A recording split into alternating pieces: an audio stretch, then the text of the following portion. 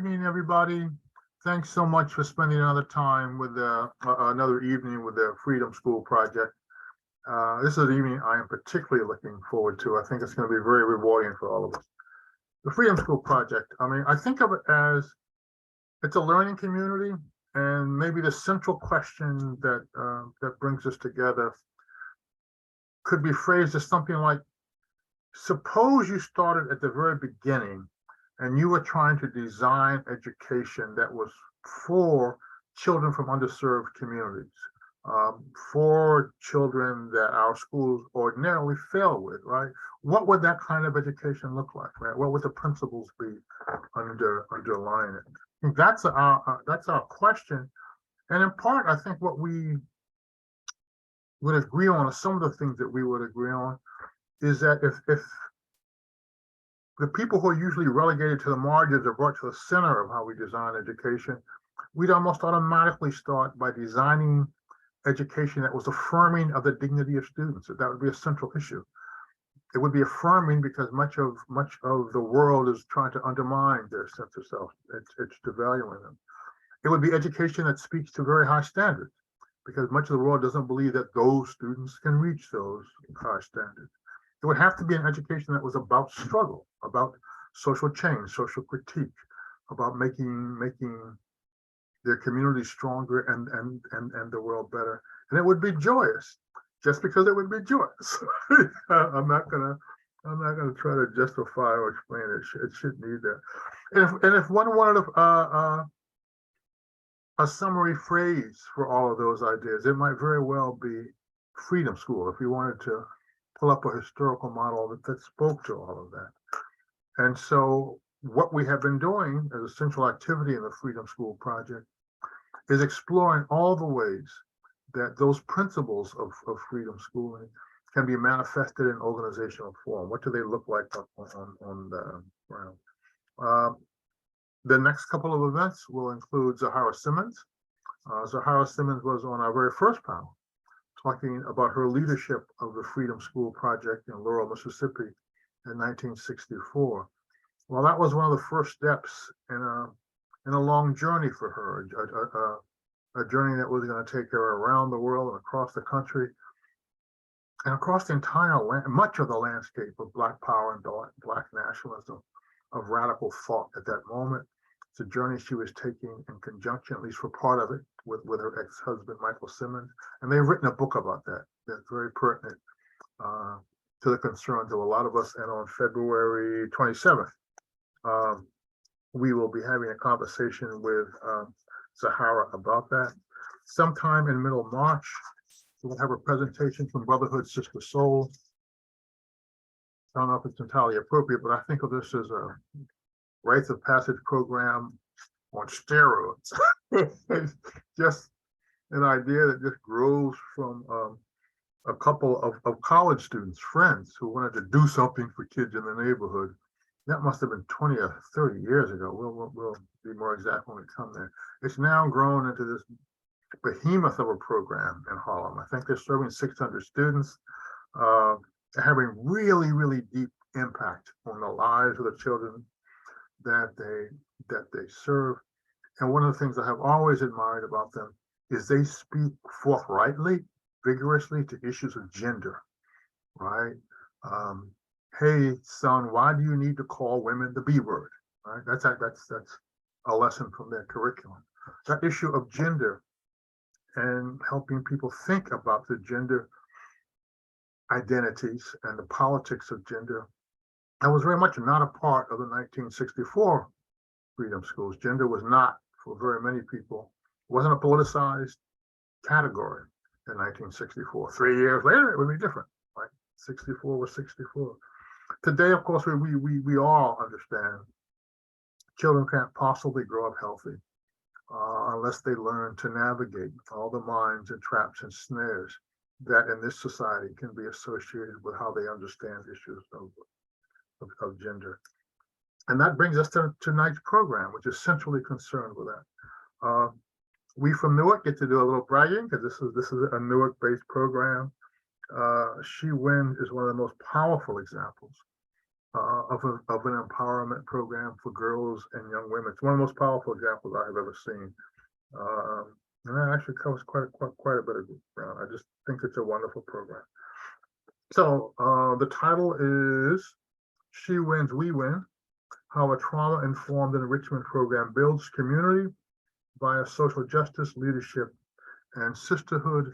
And to do the further introduction, we will call on Lakeitha Bernard Garay. She does something or another here at the Cornwall Center. I can't remember. Oh, Senior Program Director. That's her title. So Lakeitha will take it from there.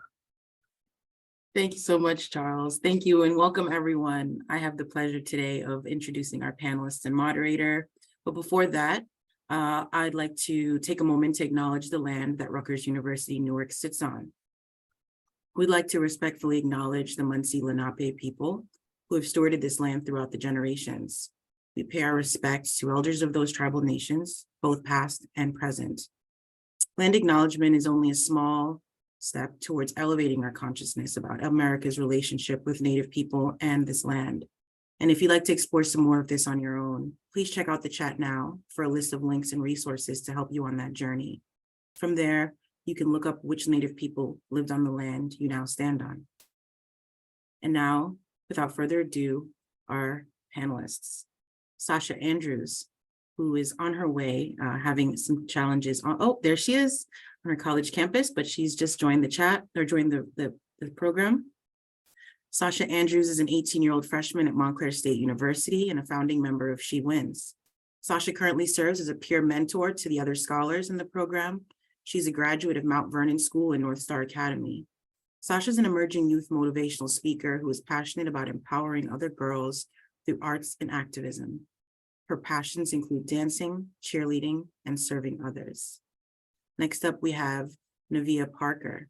Nevaeh Parker is a founding member of She Wins Incorporated. She currently serves as an assistant teacher at Marion P. Thomas Charter School, STEAM Academy, working closely with special needs elementary school students. In Newark, she attended Avon Avenue School, Team Academy, Newark Collegiate Academy, but graduated from West Point High School in Mississippi. When she's not supporting students at Marion P., she serves as a peer mentor at She Wins. Nevaeh is 20 years old and will soon be returning to complete her undergraduate studies in social work. Her passions are reading, dancing, and helping others in the community.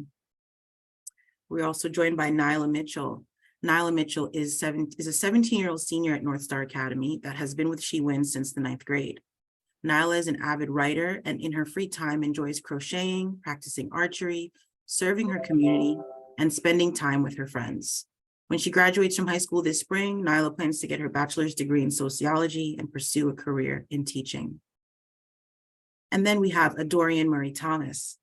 Adorian Murray Thomas is the founder and CEO of She Wins Incorporated, a leadership and mentoring organization for girls who, like her, lost a loved one to gun violence.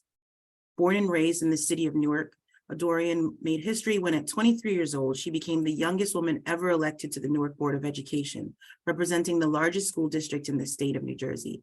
She was recently re-elected to the board this past April. In that role, she has authored and advocated for policies and practices that promote culturally relevant curriculum, youth-based decision-making, retention and hiring of diverse staff, and investing in student mental health.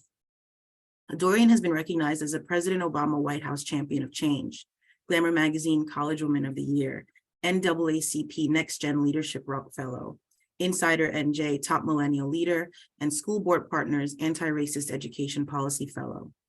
Adorian currently serves as the chair of the New Jersey State Democrats Women's Caucus.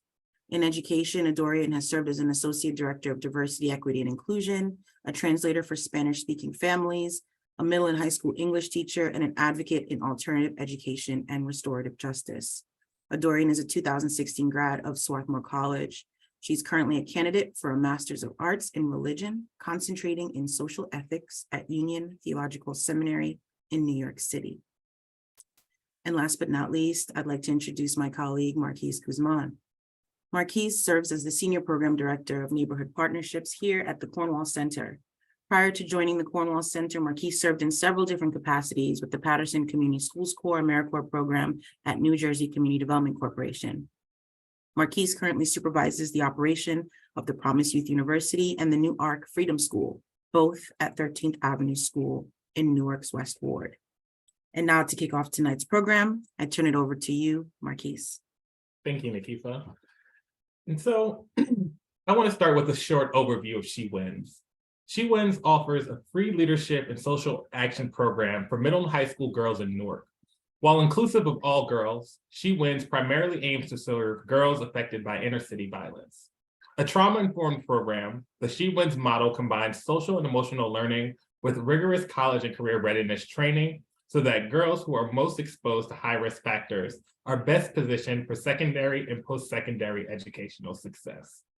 The program includes a summer and after-school leadership academy where girls develop leadership, literacy, and self-regulation skills through mentorship, project-based learning, and service learning projects.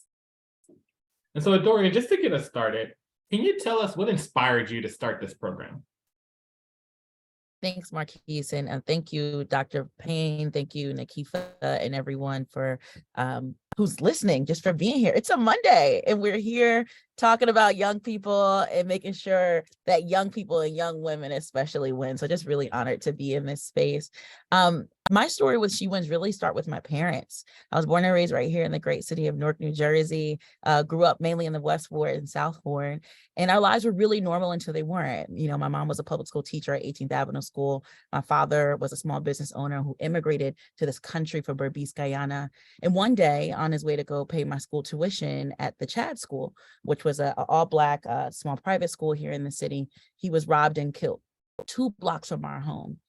And so I went from being a kid having pretty good grades and behavior in school to ending up in the principal's office, dealing with what I now know was trauma and not really knowing how to wrestle with that. Years later, when I would think about what I went through, I would often think about how different my life would have been if the young man who killed my father would have opted to pick up a book and not a gun. What really kind of served as the intercedence for me and my story was, even amidst everything I went through, having a mother like mine, who I think is on here today, hey Ma, if you are here, who just cared for me, who prayed for me, a grandmother who looked out for me. And I wanted to create a similar space for other young women who were affected by gun violence like I was. But I also didn't have a community with girls who I felt like went through what I went through when I was that age. And so I wanted to recreate something that would give the girls what I did have, which was a support system, but give them what I didn't have, which was a peer community of a support system. And so when I started this organization at 19 years old, as a student at Swarthmore, what I found was that the young women who were drawn to us was everyone's daughter. It was the daughter whose father was killed before she was even born, and so only grew up knowing him in pictures. It was the daughter whose niece was beaten to death as an infant, and family had to bury a child. It was the girl who didn't necessarily lose a parent or sibling to violence, but was bullied in school and always felt like an outsider and needed a safe community. It was a girl who never smiled in pictures because she didn't like the way her smile looked. She thought it was ugly. What I found was that girls, all girls, but particularly those girls who were the least seen and the least heard because of what they went through, needed a space. And so at She Wins, we came together to create a space where girls could be empowered to be the next generation of college, career, and community-ready young women leaders, really focusing on 3 core tenets that you'll learn a little bit more about in our time together tonight, which are sisterhood, service, and self-actualization. We believe that young women and young people are not the problem, they are the solution. And so when you give them the tools and resources, they don't need to be saved. They will actually save themselves. I feel so blessed to be here this evening with 3 young women who epitomize that. They epitomize what it means to save oneself and to be actively working to make a positive difference in saving one's community. Because these young ladies who you'll meet tonight, Nyla, Nevaeh, Sasha, and another young woman whose story I'll tell you in just a moment through a quick little video of her, they are the change. They are young women who every single day in their schools, in their homes, in just their bodies, right, and who they are living out what it means to become her own hero. She's one of our models at She Wins. So I'm going to take a quick clip, just to a moment to show you guys a short clip from one of our other young scholars, and she'll tell you a little bit about her experience with She Wins. And then, from there we could go into the rest of the conversation, but really honored and privileged to be in this space with all of you tonight. So I was told by my Cornwall peeps that this is a safe space, which means y'all don't judge folks with a bunch of tabs. I am that person with a lot of tabs. So I'm assuming I'm not going to get clowned in the chat for the tabs. This is a good day. There's only like 5, 6. I usually have more. I'll take a moment to share this clip and then, we can go from there.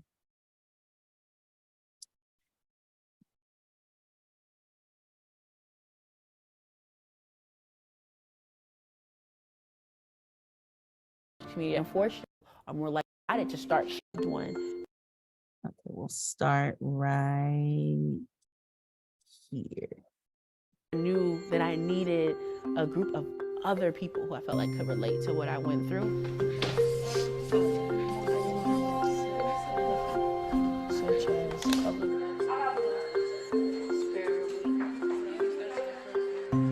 When I feel like my grades are like dropping, I talk to Dorian and she gives me help, or she'll sit there and talk to me. There's a lot of kids that lost their fathers, their siblings, so Malaysia and her group, they talk amongst each other. Because sometimes kids can't talk to parents or what they're going through emotionally, so they talk to their little friends and they confide into them. So I think that's a big step. At least she's talking.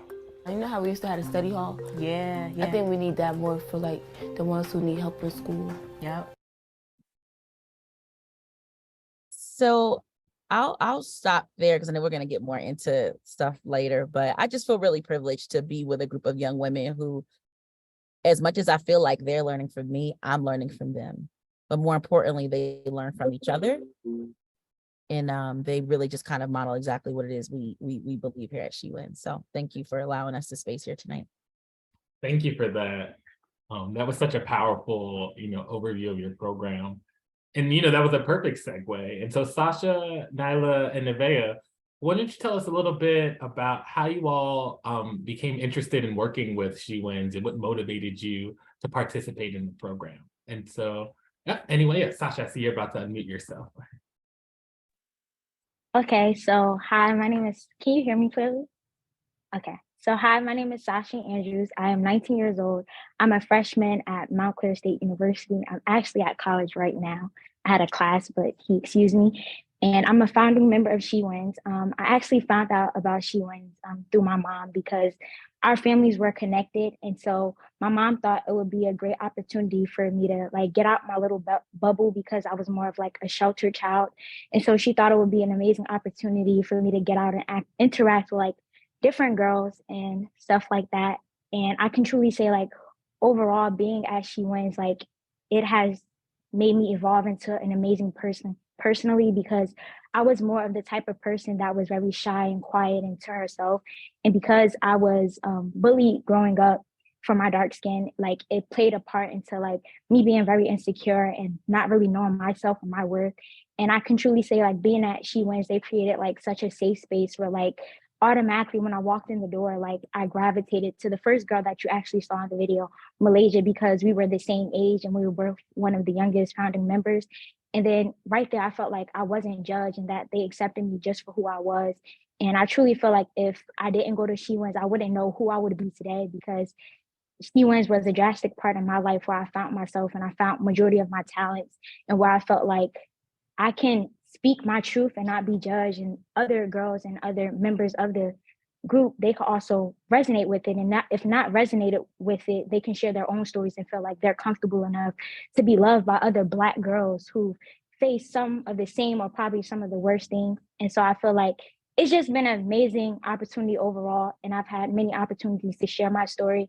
And I will continue to like try to be the voice for many young Black girls who face bullying or just doesn't feel love for themselves, because I feel like every Black girl deserves to be loved no matter their situation, because all of us do matter. And especially girls, I feel like we're a big part of today, because without women, like we wouldn't even be here, because our mothers are the one that births our sons and daughters. So women are like the foundation of this generation. So yeah, thank you. Thank you for that. Snaps for sure. Snaps. Nyla and Nevaeh, please tell us about how you became involved. Okay, I'll go next. Hi, my name is Nevaeh Parker. I'm 20 years old. I am a college student and I'm assistant teacher at Mary P. Thomas. How I first got into She Wins, I was in middle school at Avon Avenue, as was said earlier. I was a kid who had low confidence. I had personal traumas that I was dealing with, and I also had sibling responsibility. I'm the oldest out of 7, so I felt like I didn't have time for myself. I felt like it was always on go. I was the role model. I was in like a situation where I feel like, I was stuck until I found She Wins. She Wins showed me that the true value of myself, basically, to put my goals first and to make sure that I can accomplish them the way I needed to without pushing anyone aside or without feeling like, oh, I have to accommodate for somebody else's needs. They showed me that a true leader can really grow and stay what they need to be. Thank you. Thank you for sharing that. And Nyla, would you like to tell us a little bit how you became involved? Yeah, my name is Nyla Mitchell. I'm 17 and I'm a senior at North Star Academy. And I heard about She Wins, I believe, about 4 years ago from my best friend who was she came in the second year She Wins was founded. And the first event I went to without her was a hiking trip. And I felt like on that trip, I'd found a space outside of school where my anxiety wasn't taking over how I interacted with people. And I knew that on that trip, the girls made me feel like I'd been with the group for years because it felt like I was actually a part of a sisterhood. And being an only child to a single father, being around women was a really new thing for me. And being on that trip really set the foundation for what She Wins would feel like for the next few years. Thank y'all for being vulnerable and sharing those stories with us. And so Dorian, can you tell us a little bit about the goals and the components of She Wins? I mean, the goals are right before us. Young women who are self-assured, who are themselves, who are striving, who are serving, who give back. It's not lost on me that, Nevaeh just came from a full day of working with other young people and navigating classes and spending her time here, right? It's not lost on me that Sasha's literally in her lecture hall building right now at Montclair State after just coming from work last night, right? And is making time today. It's not lost on me that Nyla is at home after a long day of school and probably some crocheting that she's going to do as soon as she finishes, because she's also a young business owner, right? With her crochet business, right? Making time and space. The goal, to answer your question, is this: to create spaces where young people can be themselves, their authentic selves, and have a village that looks like all of you who are here on this call, either in the screen or in the chat, supporting them and listen to them. I know in the chat or who are tapped in today, we've got some parents here. We've got some She Wins parents, some She Wins family members, some She Wins scholars. So if you are here, shout yourself out. We love you. We see you. We appreciate you. But even if you're not a part of the official She Wins Village yet, you are now, because you're here and you're a part of this work. And it's this that is the goal: to create the young people and to create the village around them. I'll share a couple slides, Marquise, if that's helpful, just to kind of get into the nitty gritty for a moment about those goals. Yeah, and then from there we could take it back to the girls. It's also, important to share that even Marquise, like our story, right? You and I, me, you and my mother, who isn't here on the call in the, like, as far as in a box, but anyone who knows She Wins knows Miss Dana, right? Because she is always making sure these girls have what they need, that their parents are connected to resources. We got connected from the work at 13th Avenue, one of our flagship partner schools, just making sure that young women and young people in general at 13th Avenue through She Wins and other community partners are able to thrive. And like, that's a testament to the work. So just kind of doubling back on Malaysia a little bit. So she started with us, as you could see in this far left photo. taller, much smaller than me. In this picture, she was 10 years old. It actually, she couldn't technically even be in She Wins because she was too young, but we were like, we got to make space for her. Her mom was like, she needs this, she needs this. And so we made it happen. And to have had her join us in 2015 at the age of 10, to have her be with us at the age of 17, graduated high school from University High School just last year, now a student at William Patterson, again, is a testament to the goal to create space of self-actualized, self-fulfilling young women leaders. Our official mission is to create a pipeline of college, career, and community-ready young women leaders by ensuring that young women who are often most exposed to risk are best prepared for post-secondary success.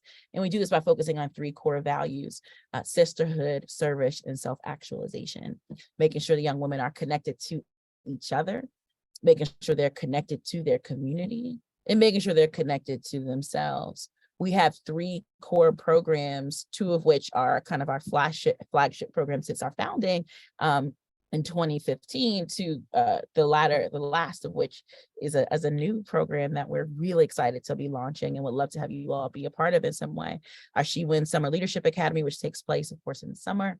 Our year-round programs and interventions, which you'll see a little bit more about throughout, and our SELF program, which is a She Wins Emerging Leaders Fellow, an intensive leadership program for juniors, seniors, and college students that we are actually launching this spring. So if you have young women who you think would like to be a part of that, let us know.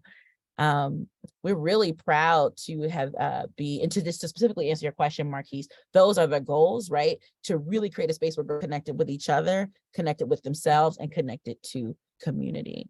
We're proud to have our girls be able to give community service and social action projects that reach more than 1,300 members of the Newark community, dedicating over 500 hours of service annually to their community, and to boast a 96% year-to-year retention rate, serving girls from over 30 different schools within our organization. Girls really come to She Wins. They stay with She Wins. Even if it's not every single summer, they have a touch point where they're always with us and with each other. Their best teachers really are each other. You know, coming up, it was Sasha listened to me, but she also listened to Nevaeh, right? It's something really powerful about having that peer-to-peer mentorship model, which was actually shown here on the slide before, that's really paramount to our work. Central to that, of course, is really making sure that we start early and stay. Right, our young women start with us. Most of them begin as 7th and 8th graders, and we provide services and programming throughout and beyond their high school matriculation. We really rely heavily on community volunteerism. Myself, Ms. Dana, and a host of our other staff volunteer, right? And so this is super important for us that we say that we want the girls to care about service. We need to model that ethic in our own behavior. And then, of course, community-based partnerships. It's not lost on me that we are here under the Freedom School Project, right? A national historic model of what it means to invest in the lives, talents, hearts, and minds of young Black and Brown children that really sets the bar for what this work ought to look like. And we've been blessed to even partner with Freedom School over the past several years, to having some of our young women go to Freedom School in the summer and read to students there in the early elementary, in the early childhood schools and classrooms there, so that the girls or the young people in Freedom School can get excited about literacy from other young people, right? And so really focusing on partnership and connecting with our families and our alumni, 2 of which you have here on this call, become really important. We really like to make sure our work is data informed. And so coming into every summer program specifically, we have pre-surveys and post-surveys. And we all know it is very easy to get survey exhaustion. People are surveyed out. But we also understand that when you create something for young people, it should be by young people. And so we asked the girls, what is it that you want to really get out of these experiences? And if you could kind of see from the data here, and even if you have observations, you could drop them in the chat. But a lot of what the girls are looking for in the programs like She Wins are simple. It's to be connected with new friends, right? Kind of like what Nyla was talking about. It's to feel like they're getting ready for college. It's to learn about different careers. It's to learn how to manage money, right? For a lot of our girls, and we're grateful for our partnership with organizations like the Summer Youth Employment Program. where we're able to provide 99 to 100% of our scholars ages 14 and up in our summer program with a paid opportunity because of Newark Youth One Stop. Some of them, it's their first time navigating having a paycheck, and knowing how to manage that becomes really important. And then, of course, having a place where they can focus on dealing with their emotions, being themselves, and give back to their community. These are the things that the girls want, and we try to create an organizational space that is responsive to that. And so whether it's college tours, as you can see pictured here, or visiting Penn or Howard, or we just went to about 6 or so different schools in a tri-state college tour just this past Columbus, our Indigenous Peoples Day break, and at the end of last year. Or if it's students being able to externship at a local Black-owned business, like you can see Nyla doing in the top left, or if it's us learning how to cook healthy, nutritious meals with local Black-owned chef companies here in the city of Newark, or going all the way up to the near Delaware Water Gap with Princeton Blairstown Center and doing some adventures-based learning. It's important for us to create a space where young people can see the world beyond their block, right? But to also be able to feel like they can connect with themselves and their peers in these safe and wholesome spaces where perfection isn't the goal, right?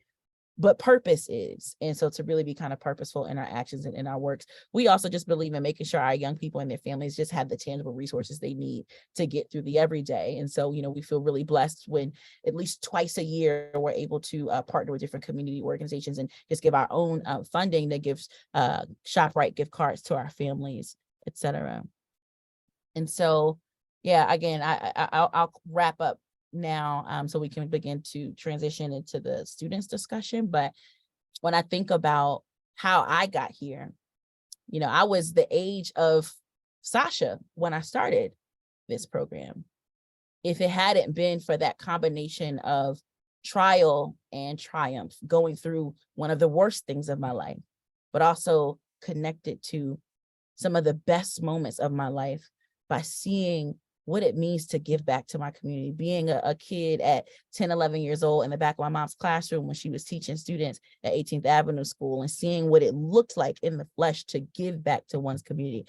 If it had not been for having those meaningful opportunities as a kid, I wouldn't be where I am today. And that's exactly the type of work that we like to model here at She Wins, connecting girls with themselves through sisterhood, as you can see in some of these images above, connecting them with their community. Actually, Nevaeh is in that picture to the right, reading to some young people at a local elementary school. And Sasha is on the picture to the left at the Capitol Hill, where the girls were actually advocating for the rights of young women and girls across the world with the United Nations Foundation.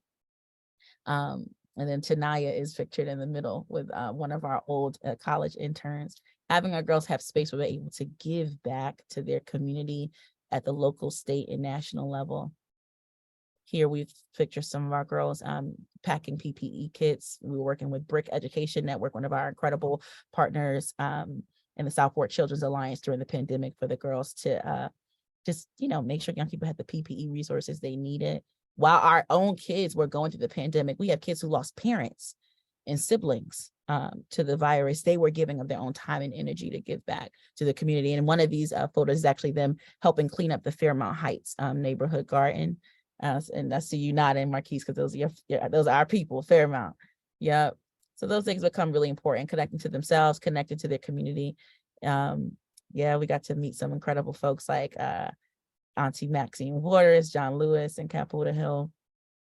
And then, of course, Nevaeh, I see you down there. And Nevaeh, real quick, she actually, at this time in this photo, she had just moved from Newark to Mississippi.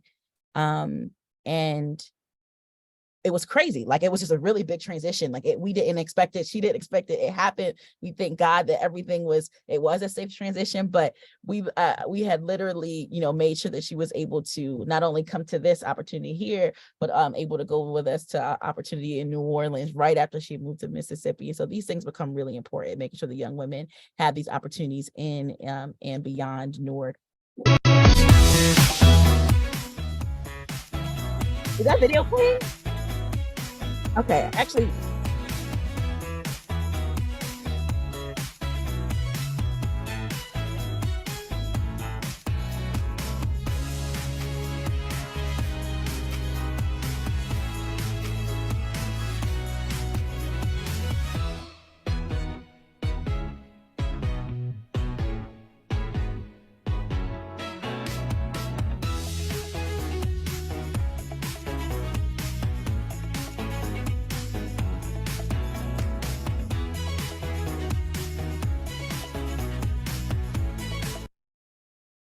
And so that actually pictures some of our girls giving back this summer, helping put on an early childhood literacy carnival at Marion P. STEAM Academy. And so again, feeling really privileged and blessed to be here for you guys to not learn from me, but learn from the young woman about what it means to be a part of this space here at She Wins, and really honored to be here with you all. Thank you. Thank you. Thank you for that. Very powerful. And I keep getting these themes of, resiliency, right? And community building and sisterhood, and having experienced that with all of you through the various service projects we've interacted with. It's great to see, some more images of that as well. And so just to kind of talk to some of our alumni here about their experience with She Wins, can someone share a story, or your best She Wins story, or a moment that kind of sticks out in your head about your time with the program? Yeah, go ahead, Sasha. Okay, so personally, like my best She Wins moment, it was kind of like towards the beginning.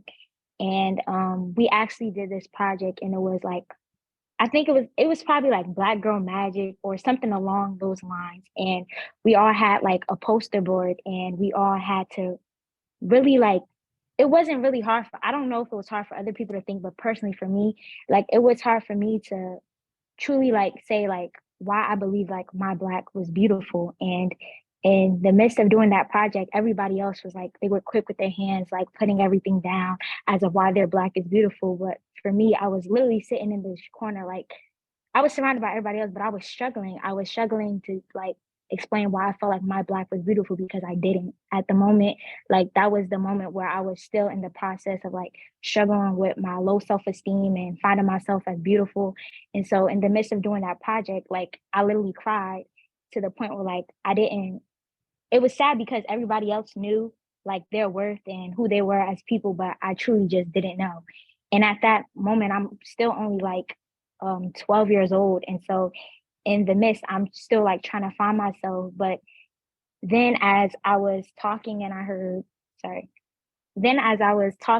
like other people sharing, I truly thought to myself, besides what other people think of me, why do I think I am beautiful, and what makes me special in a way that I feel like God created me to be? And so that's when I put down my parts, and I put down the things, I actually put down the things like people made me feel real insecure about, such as my skin, my natural 4C hair. And in the midst, when it was my turn to go up and share, I'm not gonna lie, I was a bit skeptical. But then when I did, and I literally just let it all out, like I'm not the type of person that really express my feelings. So when it was my time to share, I took my advantage to the best of my ability. And when I did it, it was like, I don't know, I thought I was gonna be judged in a sense, but at that moment, it was that sisterhood that we talked about. Like everybody was supporting me. Everybody actually ran up and gave me a hug. And then at that moment, it was like, wow, I actually found like a safe haven. I found like another family. And to me, that meant more than the world. And I truly don't think like those other girls truly understand like how much they had an impact on me.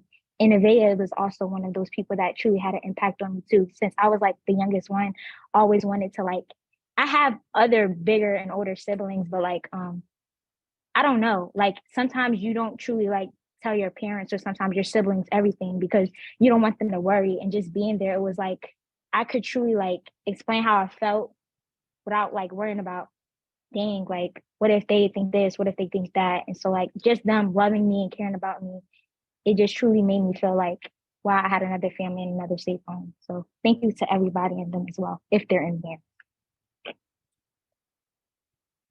Thank you. Would anyone else like to share a story? Yes, go ahead. One of the moments that I remember in She Wins was, I believe it was close to Christmas time. We went to the homeless shelter to pass out toiletries. We packed these toiletries for the homeless shelter, and there was this particular lady that came up to us. She was just like crying and was like thanking us over and over and over again. And just seeing that, it really hit us hard, especially since it was really our first time doing community service. And it was like an eye opening for all of us. We didn't know like how bad, someone's situation can really just be until you're seeing it firsthand. So that's why I'm so strong about doing community service and helping out others, even with the start of kids. Like I work with kids now, and I love it because I get to make someone smile, make their day, check on if they're okay, make sure they're good. And I'm the first person they see in the morning, so I know their day's gonna be great. Thank you for that. Thank you so much. And Nyla, would you like to share a story? Yes, for my story, I think my favorite moment in She Wins, or my favorite year in general, was last year over the summer. We meet new girls every year, but this year it felt really special to me. In particular, we had a poetry circle where all the girls wrote poems about, I believe, their self-identity. And a few, like maybe an hour in, we were all crying and laughing together. And I got to go up with my best friend in the program, and they really expressed themselves in a way I hadn't seen before. And knowing these girls for only 3 weeks, it was just really like eye-opening how far we'd come after knowing each other for such a short amount of time. And it really put into perspective, like I always knew how close She Wins girls were, but how fast and just how strong that bond could be, it was just really like mind-blowing to be a part of. Thank you for that. You're really helping us visualize, that impact you're all making on yourselves and within the community. So definitely thank you for sharing that. And I see there are some questions kind of rolling in on the chat, so please feel free to throw in some more there. But I think it's a perfect time to segue into some questions for you, Dorian, and you young ladies. And so just to get started, I see there's a question in the chat here from Dr. Payne, and he says, and this is for you, Dorian, why is it important that this program be single sex, and how could it change if boys were in the program? I'm glad you're asking me that and not the girls, because depending on who you ask in the program, they'll be like, there should be boys. But I think it's super important for there to be space for girls by girls, to just be. Nyla said something really interesting. I want to say it was yesterday. We were having a conversation in preparation for this. And she said, oh my gosh, she's like, I think it's so important for spaces for girls to be together, because people like to say that when girls are together, it's just toxic, it's just negative, it's just bad. And when I came to She Wins, I understood that's not true. And that's why I think it's important for these spaces to exist. And I do think that, you think about what's happening right now, right? The brutal murder that we just saw took place with Tyree Nichols. Those were Black officers that did that, right? And so it's important to name that white supremacy and systems of state-sanctioned violence can be incurred and embodied by the people who belong to oppressed groups. A lot of times in this narrative around, well, girls just have drama with each other, a lot of that is because of the internalized systems of sexism, of patriarchy, of jealousy that certain girls have embodied because they were taught it by these other systems. So for Asasha to be getting bullied in certain cases by other girls, right, in other places because of her skin tone, oh, that's because there are other girls who believed the lies that the world was telling them about them. And so why is it important for this program to be single sex? There is a lot of unlearning that young Black and brown girls have to do about what it means to be a Black and brown girl, and how we save ourselves and come together and reclaim our time and our sisterhood becomes really, really important. I want to show one quick image of a space that has become really important for us in our transformational work on wellness and social emotional learning, which has been the Upland Center. You can see the Upland Center and actually Ocean Grove.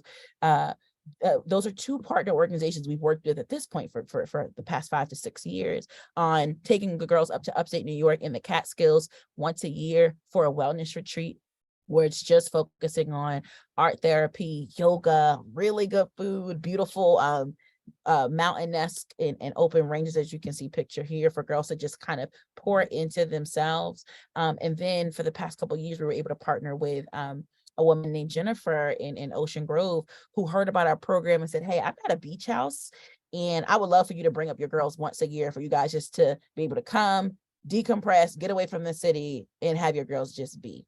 It's important for this organization to be single sex because our girls need space to just be, to recharge and restore. I'd also like to name that we have girls in our program, or young people in our program, who are gender nonconforming or non-binary. And so it's also become really important for us to understand and really create space for all of our young people who are gender nonconforming, young people who are binary, and so that this is a space for them as well. Thank you for that. And we have another question here for you from Dr. Riley at Newark Board of Education. And she wants to know, is this project or approach scalable to large organizations such as Newark Public Schools? Absolutely. And hey, Dr. Riley, I just want to shout you out for all the incredible work that you do at Newark Board of Education in so many ways, shapes, and forms. I think it really is scalable, right? I think it's super scalable for there to be spaces in the after school program space. In our space where we really thrive is in the summer space. We know that the summer slide is real. The data shows that young people during the summer, if they're not challenged intellectually, academically in the summer, they regress when they return to school in September. And so our summer program that focuses on both that social emotional learning, that self-empowerment, but also literacy, right? Reading and writing and public speaking becomes really critical to preventing the summer slide. And so there's a lot of scalability within a model and a program like She Wins. There's also a particular power to the hyper localization, to the hyper intimacy of our model. Every year we get more young people interested than we can accept, because it becomes really important for us for the bonds that Nyla and Nevaeh and Sasha mentioned to exist. And it's not impossible, but it comes harder when you have a large group and not as many staff, right? And so as the program staff grows, I think capacity can grow, and then obviously scale can grow. But it's 100% something that 5 or not even 2-3 years from now, I would love to see chapters of She Wins happening in schools that are led by young women who are running She Wins clubs that even meet, over a lunch period or so to create that space where they reclaim themselves, as my sis Rochelle reiterated in the chat, and be able to create those critical bonds. Oh, thank you. Let's speak that into existence, right? Those She Wins chapters there. And so this question is open to everyone. And so what does social emotional learning look like in She Wins? I guess I can let that settle in for y'all. Yes, go ahead, Sasha. Okay, so I would kind of like split them in a bit. Social emotional learning, I put social, but they kind of correlate in a way with She Wins, because like in everything we do, they all correlate. I feel like emotionally we learn like how to like just be vulnerable, because I would learn like when I first came there, I wasn't as open to really like speaking on like my personal business per se, because like, to be honest, when I first came, I'm like, I don't know anybody here. Like, I'm not sure if anybody's gonna like me. And I feel like emotionally, they taught us to like, that is fine to be vulnerable, because I feel like sometimes people see that as a weakness, where if you're truly speaking your emotions and how you feel, like that makes you weak in some sense. But I actually believe like being in She Wins, it taught me like that makes you strong, being able to tell how you're feeling and really being vocal about it. I feel like honestly, that can make you more stronger of a person, because I feel like people tend to like to hide their feelings because they feel like they're going to be judged. And that's something that I used to do. And so being there, they kind of like took me out of that habit, because I'm not going to lie, like it was plenty of like this is more going into the social aspect, I would say. Like it's plenty of times where I've been on the news, and I'm not gonna lie, like it's times when I've been skeptical and I'm like, I don't know if I want to share my story, because like it's a lot of people that like will hear my story and stuff like that. And then during, I remember all the little conversations like she would have with me, and she was like, it's important that I do, because there's other girls out there that's probably going through the same thing as me, and they need to hear from somebody that's making it and that's really making a change for themselves. And that's truly, I feel like, the reason why I am who I am today, because of Adorian, especially because like she pushed me even when I felt like I couldn't. And like even the times where I wanted to give up, she kept me motivated in a sense where like mentally I wasn't there, but like physically I was pushing myself, because like I just like, I don't think I could do it. So like, although I wasn't really in my right mind, I was in my right mind and say like, yeah, I think I'm doing the right thing. And then in the midst of it, like, it was like I was faking it till I made it. And so like, the more that I was faking it, it became a reality for me, because even though in the midst of that whole situation, I really didn't know myself, me carrying myself with the confidence that I believe that I had and that I wish I had, I began to go into that person. I could say like right now at my 19 years of age, I feel like I'm much more confident. I'm much more vocal in situations, and I don't let people walk over me as much. And I learned to like stand my ground, but also to be proud of the person that I am and the skin that I am. And I could truly say like me then, I would have never been what I am right now. But I truly can say like She Wins has drastically impacted me into such an amazing Black woman, I can say. So, yeah. Yes, Nevaeh, Sasha, thank you for that. Amen. Marquise, could I jump in super quickly? Yes, definitely. I just, first of all, drop the mic, Sasha. I just want to like echo everything you said. Like, yes, yes, yes, and yes. I also just want to name that at She Wins, we understand that our work, though important, doesn't exist in a vacuum. Well, what do you mean by that? We have girls who come from incredible families with hardworking mothers and fathers and grandparents and aunties and uncles who pray for them, who help them with their homework, who help them get the FAFSA done, who when we have events and community service projects and the girls got to wake up at 7:30, it's Mom Dukes, right? It's Aunt Julie in the back, or it's Miss Parker, or it's Miss Andrews, or it's Nyla's father and grandmother, making sure they wake up and make it to the event, right? So I also want to name and own that our work is so powerful because of the commitment and support and partnership from our parents, from our school leaders, from folks like Principal Rose, to when we were, wanted to work with the young people at 13th Avenue, and Tia, who was, she's not at Fairmount Heights Promise anymore, made sure that like, hey, let's connect with these parents. Kashawn, I see Kashawn in the chat. Like, there's so many people, from the parents to the school leaders to Principal Haygood at Avon, right? When we were recruiting students at Avon, she's like, hey, I got some young people for you. This work is made possible because of the village. And we want to honor and hone that. I give credit and honor to the fact that She Wins plays a role in cultivating this brilliance, but the brilliance was already there. It was already in the girls. It exists. We just are part of the village that helps get to accent that, and what a blessing it is to be able to do that work. Thank you. And Nevaeh, I see you had your hand up. You wanted to say something. Yeah, I just wanted to piggyback. As agreeing with Adorian, She Wins his family. If you see She Wins, you see everybody else: mama, grandmama, uncle, little brother, sister. Everybody is helping. So in that social to education aspect, in anywhere we go, no matter what we're doing, we're always learning from each other, from the things around us, and from people that we meet every single day on a day-to-day basis. It's a huge connection with each other that we constantly keep us pushing and keep us moving.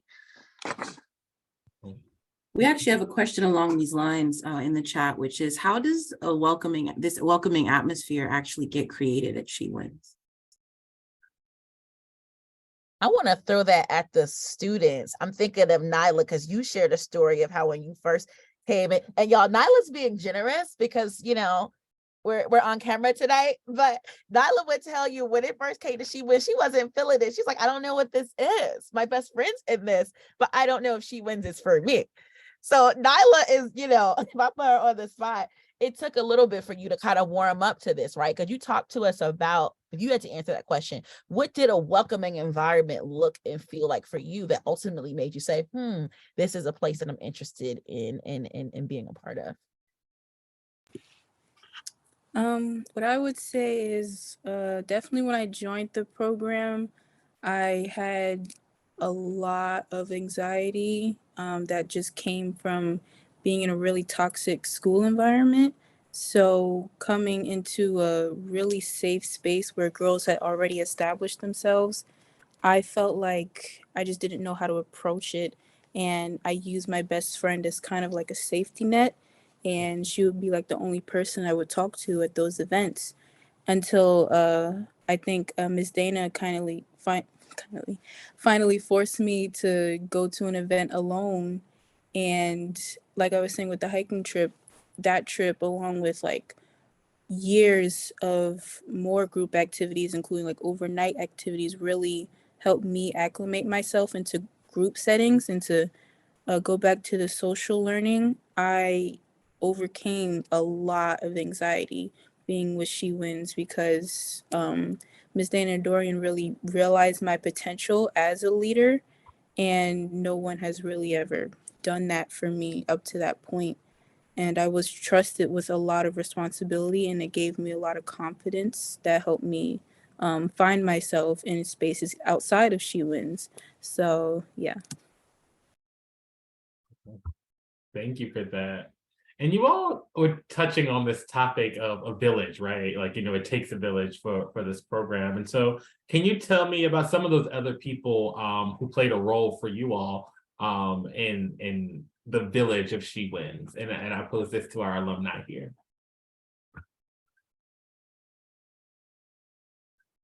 Yeah, go ahead. Okay, so when I think of like the village of She Wins, first I think of Dorian, Miss Dana, but I also think of my parents. I think of my family, because without my mom pushing me to go, I would have never made it there. So I would say my mom, but also I would say like the amazing connections that we made, such as like meeting Cory Booker, speaking to the mayor. I feel like once we interact and get to know and make connections, and we just meet new people, I feel like that also becomes our village as well, because they then know about us. They then try to stay connected with us. So like we're not only just a one band team anymore. It gets larger and larger as we grow and as we just make more connections. And I feel like overall, it's made up of everyone, I truly believe, because it can be somebody we don't know that we do know, and they know something about She Wins and they giving us information. I feel like they then become a part of our village. I feel like once anybody is put at the table, or they could just came one day, and I feel like they already are like family. And we always try to create that environment where like anybody and everybody is welcomed. And I feel like because this is such a safe space and this creates like this sisterhood and this family, I feel like it's just welcome to everybody. So I feel like it's no certain thing as of who makes this village. I feel like when we're all just like, I feel like we're a family overall. Like it's just made up of amazing people individually as well. And I feel like when we all came together, I feel like it's what made the village. And I feel like the village is continuing to grow every single day. And the more it grows, the bigger we get and the bigger family we have. So like I feel like our village will just never stop growing. So yeah. Thank you. Yes, anyone else? Yes, Nevaeh? I can honestly say my village is abroad. Me and another She Wins student enter an essay contest and won to fly out to Namibia to study under Google. And I met girls from Kenya, Ethiopia, LA, California, and I teach them all they need to know about She Wins and their followers to the moment we met. So I say everybody is a part of the village. If you're willing to support and willing to participate, you're our family. I see that reaches worldwide. Okay. Anyone else? Nyla, would you like to add?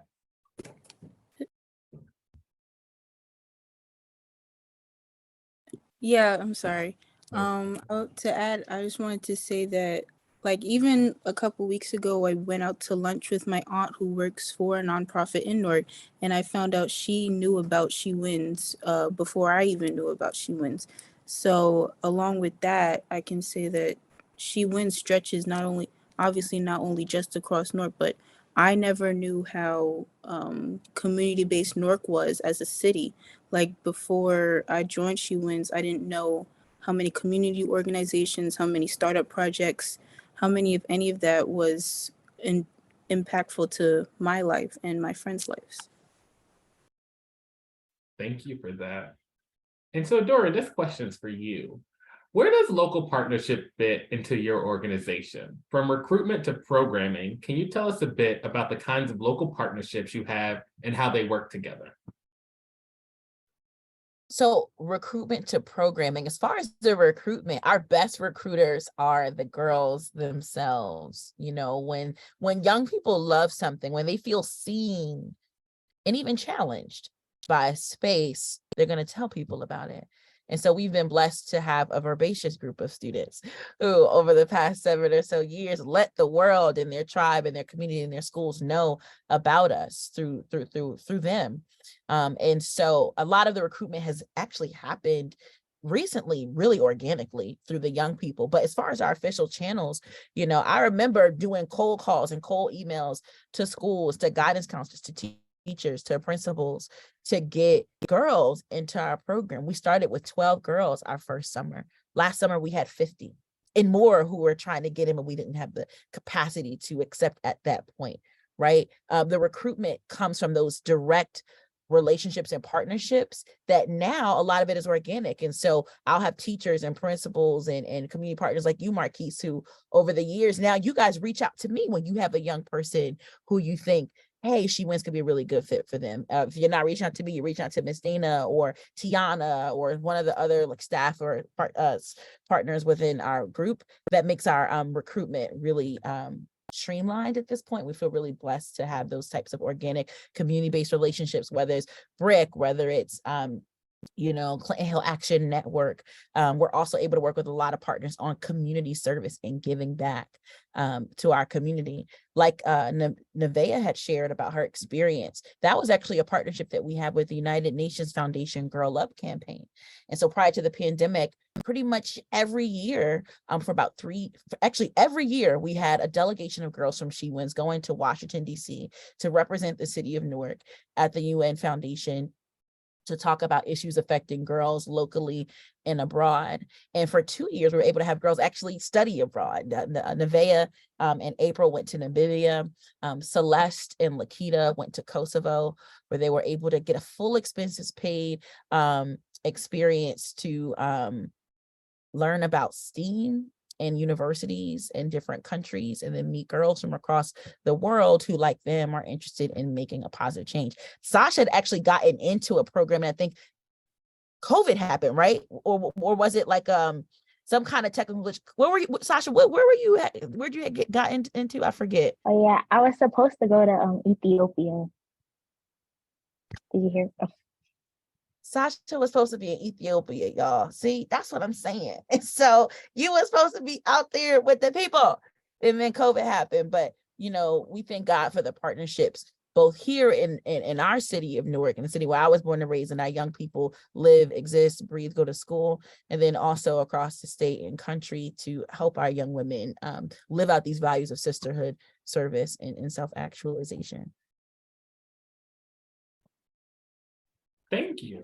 And I want to turn back to our alumni again. What excites you about being a leader of She Wins? You know, you could have done anything with your time, but you were here, right? And so why? Yes, Nevaeh.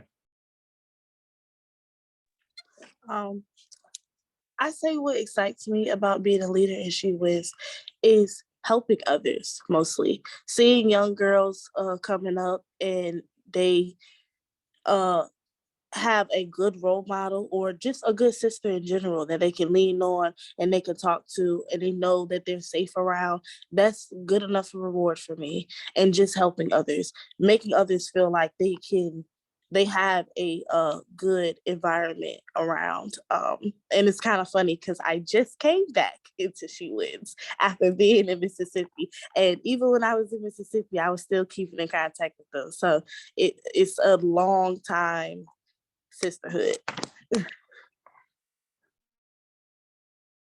Awesome. Would anyone else? Yes, Sasha.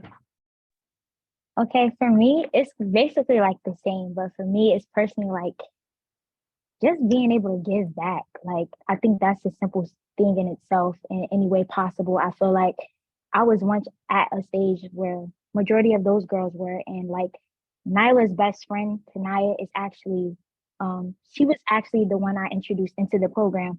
And we had like literally the same exact background.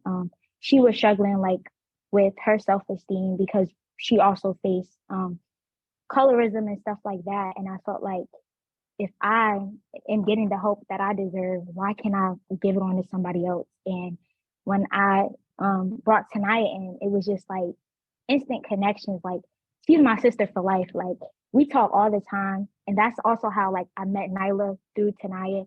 And I feel like it's just an ongoing thing. I feel like I always should give back to people, because like I feel like once you learn and you intake something and it's bettering you, why not help the next? And I feel like I think it's all a mindset thing, because some people, they can learn and they can intake something, but they want to keep it to themselves. But I'm the type, I love to give. So the more that I give, I feel like it's not just bettering me, it's bettering other young Black women. And as long as they keep doing the same thing, we could break like these generational curses. So I feel like we just gotta keep the rhythm going and create change for our future and for our young Black women. So yeah. Thank you for that. Thank you. Nyla, would you like to add anything? Yeah, I would like to say, like, close to what Sasha was saying, even being a young person now, I get to see girls coming into the program like over the summer, and some of those girls now come to me for talk about their depression or talk about issues that they have. And just to think I did not know any of these girls maybe a year ago is really a beautiful thing, because I now have friends outside of school that I can talk to about my feelings in a completely different way than my close friends. Thank you for that. And so this is to our, oh, I'm sorry, Dorian. Yeah. Oh, sorry. I just wanted to add one other thing. The girls, Nyla and Sasha Innovator, spoke so beautifully about the power of sisterhood and their community with each other. I want to talk a quick second about some of our community partners just in the city, and that Sasha actually mentioned, right? We go around and you see the mayor, you're like, oh, he's a part of our village. It's gotten to the point where a lot of times if I run into the mayor somewhere, he's like, oh, we're the girls, right? Or people from the mayor's team. When I go out, it's like, well, hey, Adora, you're cool, but like, where's my She Winners at, right? Because people really want to see these amazing, incredible young women who represent so much good about our city. Partners like Mentor Newark, who helped sponsor our college tour that we just did, sponsoring our swag, these really cool sweatshirts we got. We worked with Mentor Newark and the Brown Mill Company to get these custom made sweatshirts for the girls' college tour. To folks like the team at Victoria Foundation, and Brick and Southport Children's Alliance and Clinton Hill, that helped sponsor our Woman King screening that we did for free for the city a couple months ago now, where we got over 200 students be able to come and see the Woman King, over 100 students to come and see Black Panther, to the United Way, who gave us an incredible book donation to the Source of Knowledge, so that we were able to end last summer with every single one of our scholars being able to go and get their own books from the Source of Knowledge, but then also select books that they wanted other girls and other young people in the city of Newark to read, so they could distribute those books this year in service projects and giving those books out to kids at schools. And so the village is the girls themselves and what they teach and model and how they're able to be there for each other, like we just heard, but also how so many other people within the city of Newark and in this dynamic ecosystem are able to be there for them as well. Wow. Thank you. Thank you for that. And to our whole panel, what are some tools that She Wins provides to support voice, critical thinking, and empowerment?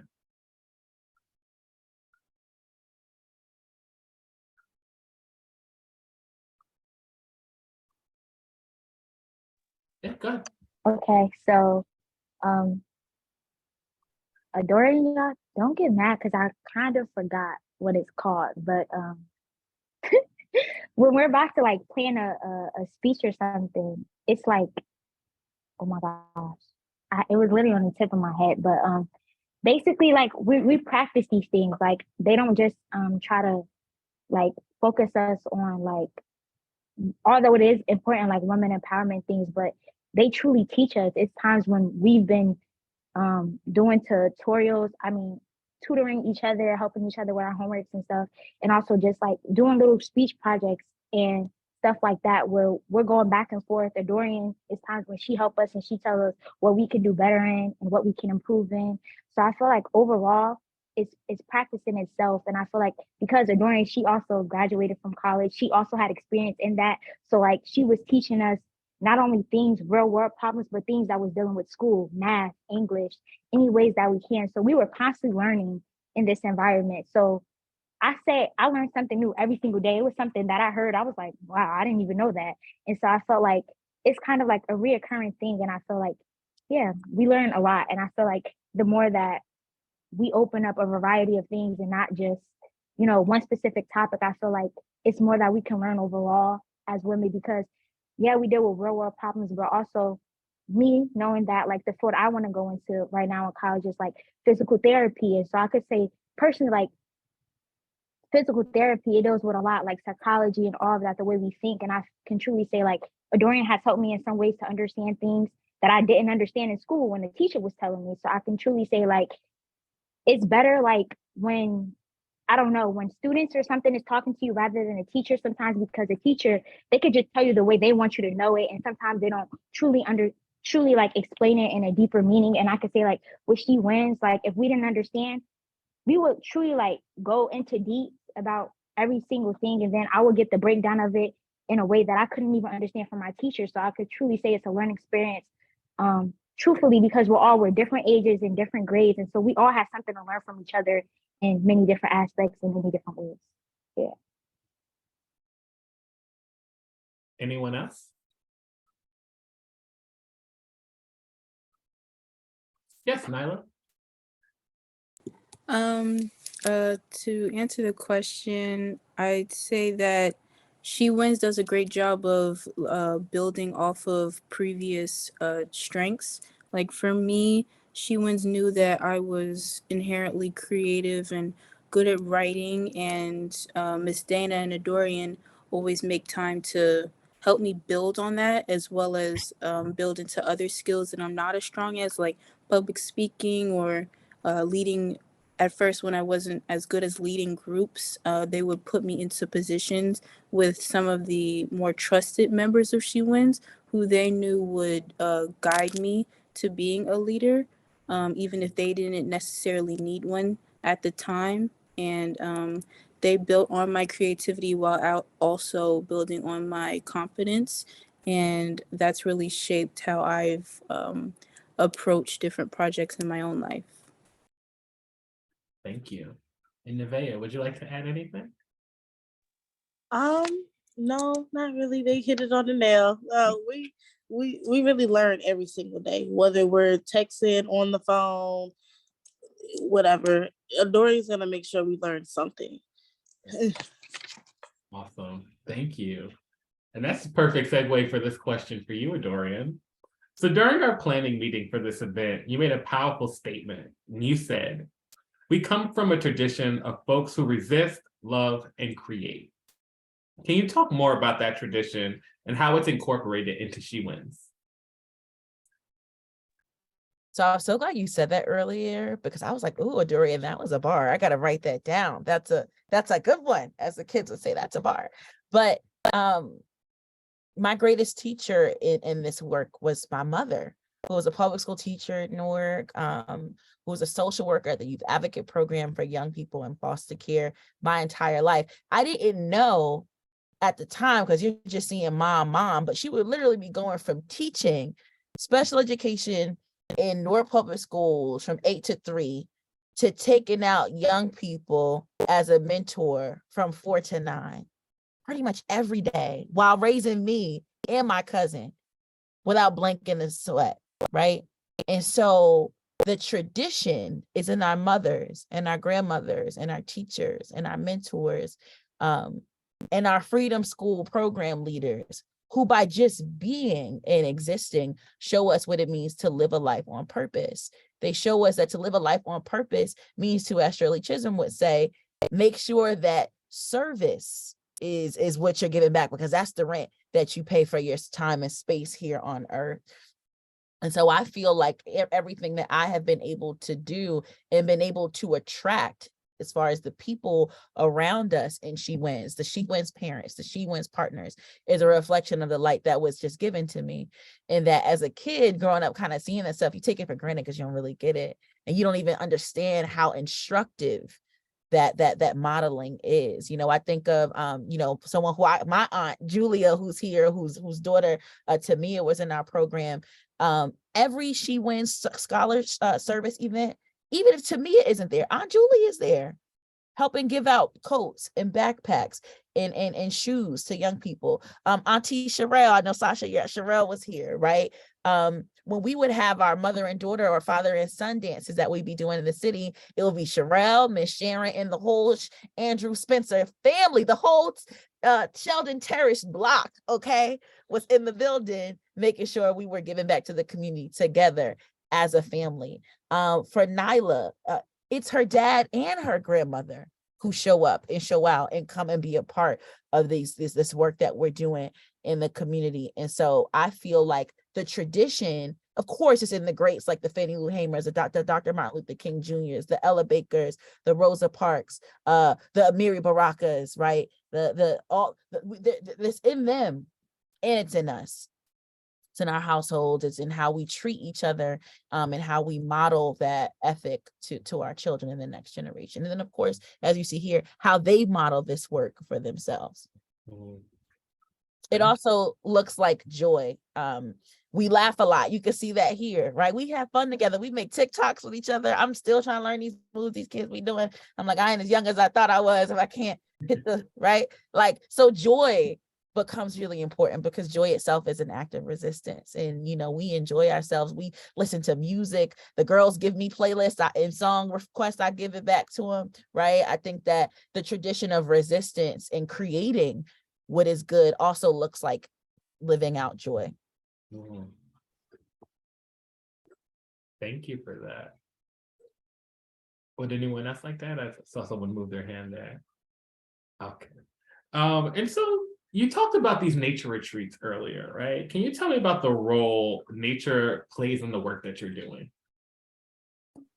Yeah, I mean, Newark, to be the biggest city in the state of New Jersey and full of concrete jungles, also has like beauty everywhere. Whether it's Weequay Park or like Branch Brook, it's got some incredible spaces. So we feel really lucky to do stuff within the city of Newark, but also to take girls beyond Newark to see nature, see beauty. But I see Nyla has her hand up, so I want to give her space to respond to that. Yes, thank you, Nyla. Yeah, I would like to say that one of my favorite activities we do is the trip to the Upland Center, because it's just a vast space of just land, and we get to live with this really beautiful family, and they have their own farm, and they use their space, their land, and their home to empower groups like us. And not only that, but we're able to walk on their land and have bonding exercises that just allow us to breathe different air and see each other in a completely different light, because it's an overnight trip and we get to live with each other and experience each other in a more personal way than we would in, say, the middle of Broad Street. One thing on that too, Marquise, I love that Nyla brought up the Upland Center, which folks, if you haven't heard of them, please look into them. They do incredible work. If you're have a part of a team or organization who wants to have a staff retreat, or you have young people, you want to take them there. It is such a transformative space. But it's not lost on us that we began this evening with a land acknowledgement on the land that Rutgers stand on. The Uplands, similar to the city of Newark and similar to Rutgers, that land itself was once Lenape land, right? When you talk to the owners of the space, Leah and Chris and Ann, they talk about this was once Lenape land, right? We often talk about how the space of uplands, the grounds itself feel holy. They feel sacred. Like when you come there, you just feel healed and you just rolled up in there after a 3-hour ride from Newark, but you feel that transformation once you hit the ground.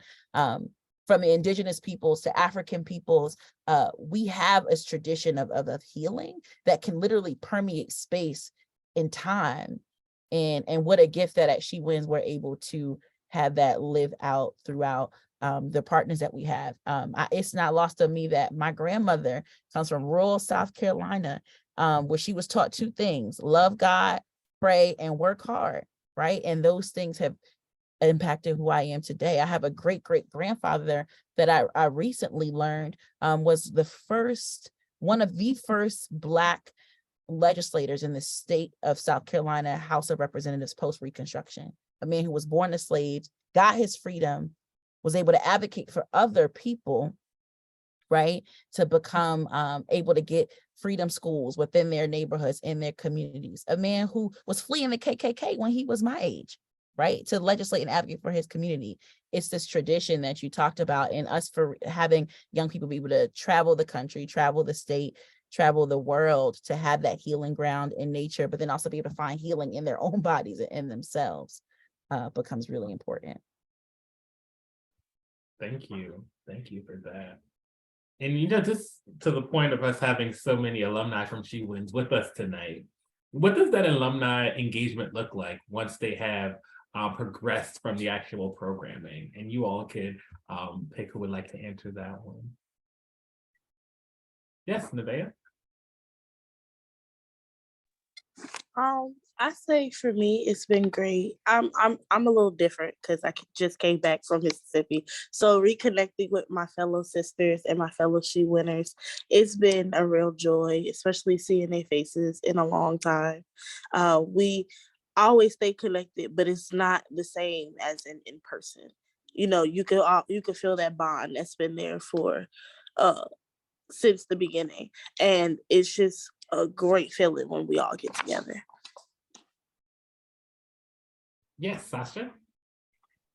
I could say for me, like it still is amazing, but I could say like sometimes it could be challenging because like I'm now in college, so it's a lot of things like where like I can't do because I'm a college student, and so it's like, but the love and stuff is still there. Like they're forever like my sisters. Like no matter what, I feel like they always all have a part in my heart that is just, it's just different, you know. Like I feel like the bonds we created as She Wins, they are for everything. And I feel like forever and ever more, like I will forever be a part of She Wins. Like even when I'm old, I feel like I would shout that to the top of my lungs because like they drastically had such a huge impact on my life to the point where like sometimes I look at myself now and I'll be like, I never would have realized like when I was 11, 12 years old, like I would never thought I would have been where I am now. And I feel like as long as I can continue to stay active and being She Wins, which they forever will allow me to do, I already know, but like I will forever make it my duty to. And if it's one little thing, like today, I'm not gonna lie, it took a village to even like just do this because like my classes, like they're back to back, but I find a way because I know like they would do the same for me. And so like the same way they show up for me is the same way I try to reciprocate to not only the Dorian and Miss Dana, but also the other girls. And I always make it like my responsibility to let them know like, no matter what you're going through, like you could talk to me as well because I never really like truly, well, I had the space too, but like sometimes I chose myself not to really like talk to people, like really let people in and really let people know how I'm feeling. And I feel like if I would have did that much sooner, I would have been probably at a better state than I am now. And so I try to continue to like just create such an amazing sisterhood because I feel like we all need that big sister, that little sister, because some people don't have siblings. So like when they feel like they do, it's just different. It's a different type of energy. It's a different type of vibe. So I feel like, yeah, I feel like it's amazing actually. Also, would anyone else like to add? Yeah, I'd like to add on to what Sasha was saying. I feel like just coming out of not only being a peer to the girls and now being able to have more peer leader roles. I feel like it's really a double position that I get to be in the group, and it's really fulfilling for me because I get to be a person very close to the other girls' age, but also having the experience of being in that space and not only being like a part of that sisterhood, but being one of the people that creates it. And it really it gives me a lot of pride in both myself and the program. Awesome. Thank you for that. All right. And just as a final question, and this one could go to you or Dorian. What are the barriers to expanding this work, and what would it take to make this kind of experience available to more young women? I think what it would take to make this available is just being willing to start with what you have, start with what's in your hand. I'm thinking of the if only a minute poem by Dr. Benjamin Mays. I had to use the minute that I have to use what's in my hand. And so if there is a she wins, a he wins, a they win, a you win, or whatever concept or vision that you have that you feel it needs to exist to fill a need within your school or your community, start now, start small, start with what you have, start with what's around you. I was really blessed to have a village, just like the girls are talking about, whether it was my mother, whether it was women in my community who, show up every year when we do a Wonder Woman Wednesday college and career fair, the dozens of women who come and be a part of that, or the parents who come. I was able to say, hey, I want to do this thing. Can you help me? And so think of that need that needs to be filled. Think of the truth that you are the only person who can do what it is you want and need to do, and find a way. The barriers will always be there, right?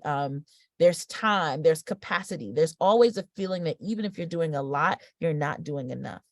I shared earlier, we're striving for purpose over perfection. We don't claim to be perfect, but we do claim to be purposeful.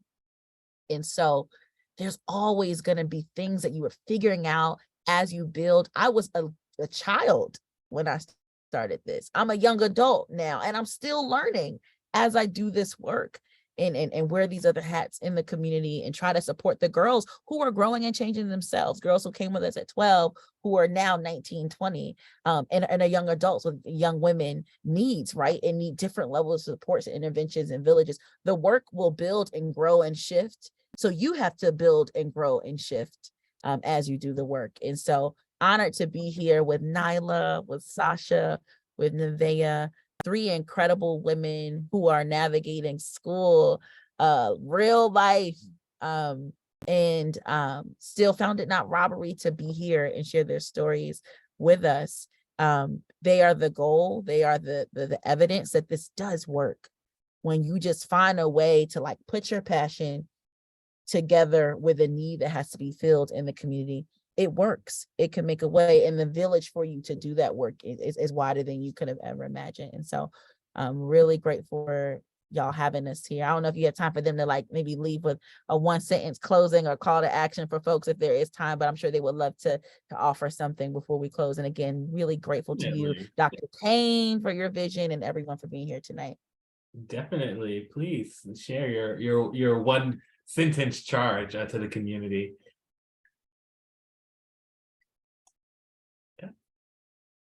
Go for it. I put you guys on blast for that. But yes, 1-sentence charge, ladies. What is your 1-sentence call to action? Mine would be start small, start now.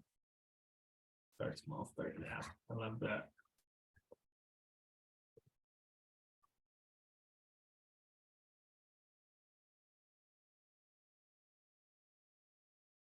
I think I see Sasha there coming in. Okay, I was trying to really think, but my main goal, I would say, is to strive. Well, no, I would say to go hard in any and everything that I do, to strive to be successful in any field that wherever it takes me in life, and most importantly, to always put God first in everything that I do. because he's the reason why I'm here today and why I am where I am. All right. Thank you. Yeah, Nevaeh? I say mine is again to strive, to be the best I can be at life and to always just give back. Thank you. And Nyla? I would say for me, I'm still learning this, but that no one else is going to do the work for you. Yes, thank you. So again, I want to thank you all for such a great conversation. It's always a great time to share the space with my sister friend, Dorian Murray Thomas there. And now I'll turn the floor over to my colleague, Ahmad Watson. Thank you, Marquise.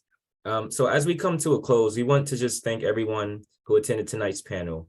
Thank you all for taking the time to be here and taking time to listen to our panelists share their stories. We hope you all enjoyed all the information and insight shared by the panelists.